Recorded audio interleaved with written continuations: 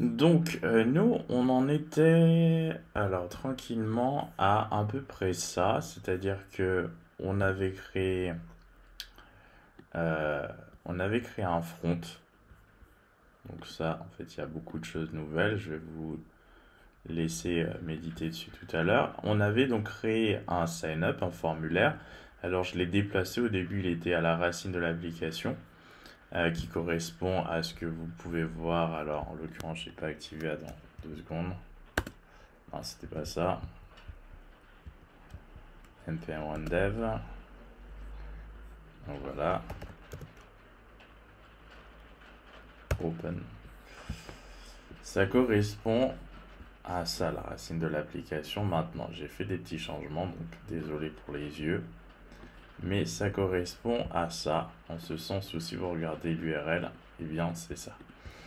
Donc ça, c'était la racine de l'application. Et avant ça, justement, vous aviez un formulaire directement.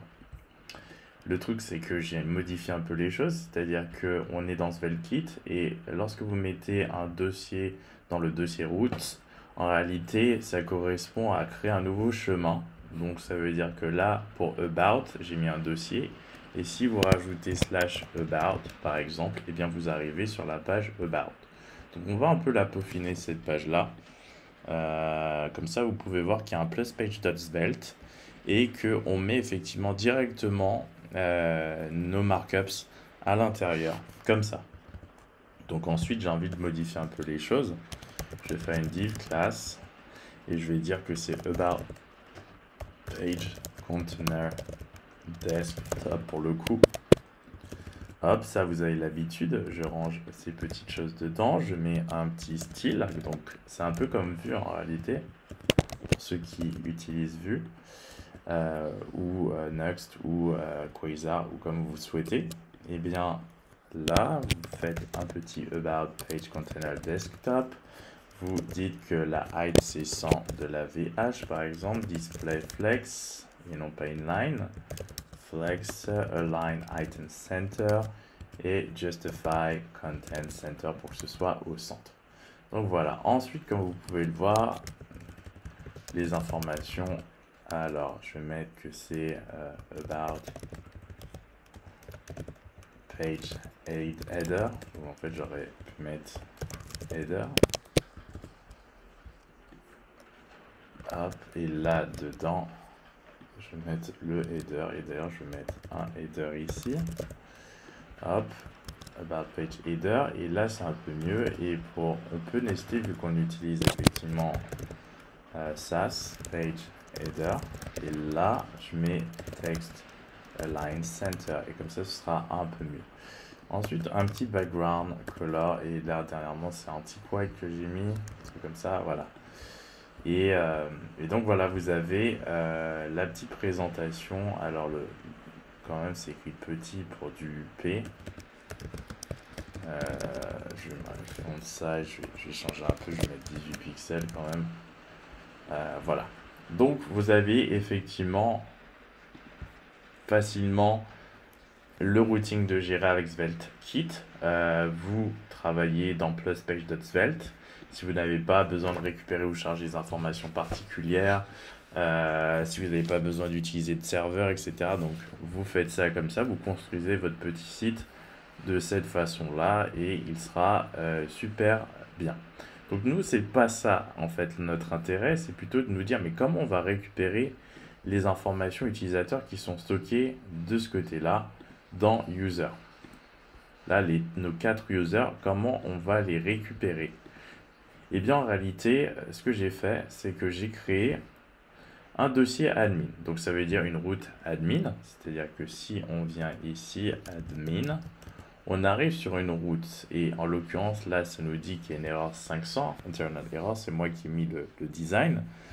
Ça veut dire que mon erreur plus error.svelte s'est déclenché. Le truc, c'est que pourquoi il s'est déclenché, c'est parce que je n'ai pas branché mon backend. Donc ça ne peut pas récupérer des informations. Or, j'ai déjà fait en sorte que lorsqu'on arrive sur la page de domaine, ça récupère directement les informations depuis un backend. Donc, on va regarder la route en question. La route en question, c'est celle-ci. Donc app.get/user, on fonctionne sur le localhost et sur le port 3002. Donc on va déjà mettre ça en marche. Ensuite, on relance la chose et là, tout fonctionne bien puisque ça allait récupérer des informations comme vous pouvez le lire ici. Ça m'a récupéré toutes mes informations, mais comment? C'est ça la question. Donc, on observe déjà la route. Donc, j'utilise la structure try-catch. On ne sait jamais quand même, on demande des informations depuis un serveur. Donc, le serveur Redis, en l'occurrence. On utilise l'indexation qu'on a créée précédemment dans Redis-CLI et puis qu'on a essayé de recréer ici, mais ensuite, ça nous a dit que ça existait déjà, l'index existait déjà, mais sinon on allait la créer, cette indexation, on l'a créée ici. C'est-à-dire si ça n'existait pas, on l'aurait créé via effectivement ce fichier. Et donc pour revenir ensuite à ça, donc on sollicite le serveur, on lui demande de récupérer un certain nombre d'utilisateurs, 10 maximum notamment. On n'était pas obligé de mettre cette limite-là, on pouvait tous les récupérer tout simplement avec la wildcard que vous voyez écrite ici. Si jamais il n'y a pas de document dans le résultat, puisqu'on va voir en réalité si on utilise Insomnia, vous allez voir comment c'est présenté lorsqu'on interroge via cette route-là.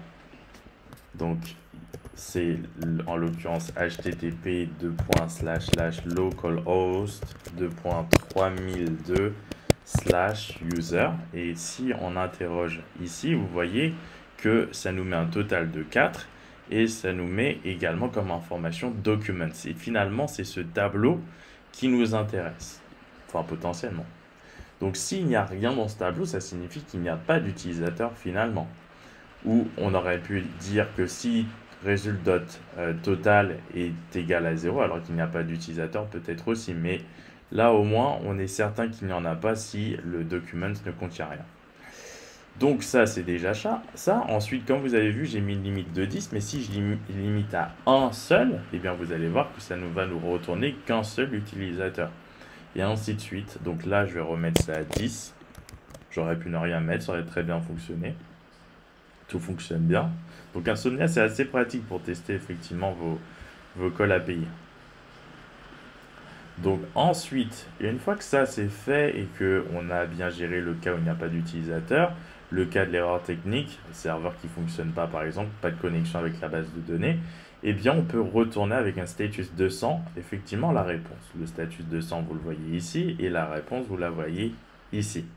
Donc ça, c'est nickel. Ensuite, maintenant, il fallait le récupérer du côté du front. Et j'ai réussi à le faire avec Svelkit. Donc, je vais vous montrer le front. C'est ça. Vous ne voyez pas les informations, mais on va les présenter à l'écran tout à l'heure. On va créer des petites choses. Et c'est parti. Hop, hop, hop. Alors, on va sortir de ça. On va se mettre non pas sur le plus page.svel de About, mais de admin.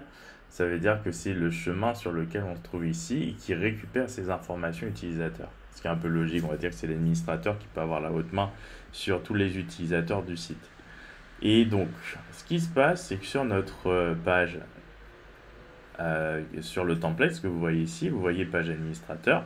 Mais à côté de ça, il y a une partie script qui récupère des informations et qui les affiche en console. Donc la console s'affiche ici, mais en réalité, elle s'affiche également dans l'inspecteur à ce niveau-là, console. Et vous pouvez voir les objets et tout ce que ça nous a récupéré, toutes les informations de notre base. Donc ça, c'est plutôt cool aussi. Et quand on va vouloir les afficher, ça va être bien pratique. Donc on a déjà toutes nos infos et ce qui se passe, c'est que j'ai requêté le serveur, ou de requêter plutôt le backend, du côté du pluspage.server.ts. Donc vous allez voir dans la documentation qu'il y a plus de possibilités. Hein. Il y a pluspage.svelte, mais pluspage.ts aussi, pluspage.server.ts, plus server.ts également. Donc il y a quand même 3 possibilités. Et donc j'ai utilisé celle-ci parce qu'en réalité je veux charger des réponses depuis effectivement un back-end. Et donc mon call il est réalisé ici, un localhost.com. Effectivement on a utilisé pour Insomnia, c'est la même chose. Sauf que je suis obligé de parser en JavaScript avec l'utilisation de la méthode .json et attendre finalement que tout ça soit fait et ensuite récupérer en destructuring comme vous pouvez le voir documents qui finalement représente cette partie-là des informations. Total, je m'en fiche, j'aurais pu effectivement récupérer total et documents, c'est-à-dire mettre total ici et documents, sauf que total, j'en ai pas besoin, donc je ne fais que récupérer ce qui m'intéresse, documents. Donc, et ensuite, s'il existe des documents, eh bien, je retourne les documents. Sinon, je balance une erreur 404, not found. Donc voilà, aussi simplement que cela. Quoique en fait je gérais déjà le cas de s'il existe des documents du côté du bac, hein. Donc vous comprenez que c'est un peu redondant, mais c'est pas grave. C'est pas grave. Donc, et ensuite, donc ça retourne et c'est l'objet. Ce que vous voyez ici, c'est l'objet qui est retourné par plus page.server.ts. Celui-ci. Donc ça veut dire qu'ici il y a, si je fais data.document, eh bien ça me chope mes documents. Si je regarde ce qui est maintenant ici, si je fais un console log, je vois que c'est un tableau. Et voilà, j'ai mes différents documents. Donc ensuite, il suffira juste de récupérer les valeurs dans chaque élément du tableau. Donc, le truc, c'est que là, on va faire un peu de svelte, hein.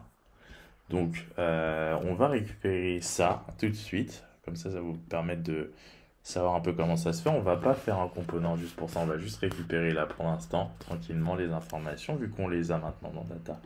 Le truc, c'est que, étant donné que c'est potentiellement quelque chose qui n'arrive pas tout de suite, on aurait pu utiliser un await, c'est-à-dire un bloc await, puisque Svelte fournit des blocs pour gérer effectivement les choses. Mais on va utiliser plutôt un bloc if. Alors, ce que je veux, if data. Par exemple, je vais vous donner un petit exemple. On va utiliser ça comme ça. Pour ceux qui ont utilisé déjà Django, il y a aussi effectivement des choses comme ça avec Django. Et le truc, c'est que, voir avec EJS, mais ça c'est de sinistre mémoire. Et donc, vif data, par exemple, et bien là, qu'est-ce que tu fais? Eh bien, tu me dis, il existe des données, par exemple. Allez, on va dire, il existe des données. Et on va voir ce qui va se passer. Alors, je supprime cette partie-là. Il existe des données. Existe-t-il des données? Il existe des données. Alors, je vais mettre mon truc en flex direction, colonne, parce que j'ai pas envie que ce soit présenté dégueulasse. Mais il existe des données. C'est cool. Donc ça, c'est super. Maintenant, ce qu'on va faire, c'est qu'on va les afficher, ces données. Donc, s'il existe des données, c'est cool. Donc maintenant, on va aller récupérer les données. Alors, each, c'est en réalité ça qu'on va utiliser comme boucle. Each, et là, on va par exemple each data.documents as, et là, on va appeler ça user, par exemple. Puisque finalement, ça correspond bien, et on va dire qu'il y a un index. On va dire ça comme ça, et on va fermer effectivement le bloc de cette façon. Et là, pour chaque effectivement information, je veux voir par exemple value alors en l'occurrence user value first name potentiellement. Alors ils me disent quoi? Alors unexpected token, hop. Alors on va faire sans l'index. Qu'est-ce que... Ah, mais oui, c'est normal. Je peux même laisser l'index. C'était bête, mais c'est pas grave. Trop d'utilisation de vue. First name, par exemple. Alors, j'aimerais bien créer quand même un petit truc mignon de div class. User card container. User card, par exemple. Hop. First name. Et je vais essayer de présenter ça quand même correctement. User card. On va mettre un petit padding de 20 pixels, display flex direction colonne, et pas de border, c'est bon, mais par contre un margin quand même, margin de 10 pixels au-dessus et en dessous, mais pas à droite et à gauche, donc là on sera bien. Donc comme vous pouvez voir, on récupère déjà les informations. Boris, Bob, Alexandre, Boris, Pauline. Donc ça c'est bien. Qu'est-ce qu'on pourrait récupérer également? Le nom. Donc vous comprenez comment ça se passe, hein, c'est pas très compliqué. Hop, et ensuite, et ainsi de suite, et ainsi de suite. Donc évidemment là, je vais enlever le margin par défaut parce que ça, sinon c'est trop. Voilà, hop, donc ça me plaît plus.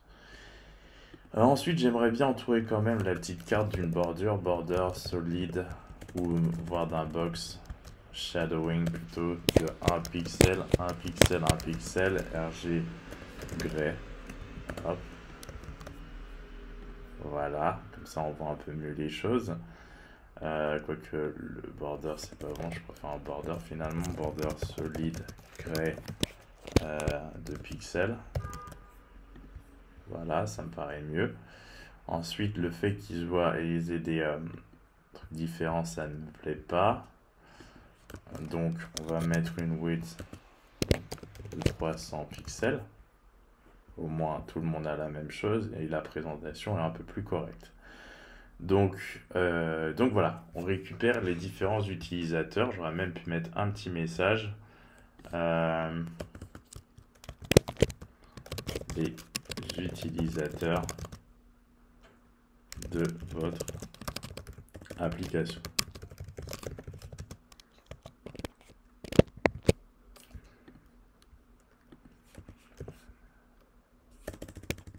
Un truc comme ça, utilisateur de votre application. Et voilà, on a effectivement les différentes personnes qui utilisent l'application. On pourrait rajouter évidemment toutes les informations contenues finalement parce qu'on a récupéré. Donc voilà, jusqu'au mot de passe, etc., etc. Ensuite là, l'intérêt du mot de passe n'est pas flagrant. Ensuite, j'aime pas le background color. On va essayer de changer ça un peu. C'est moche.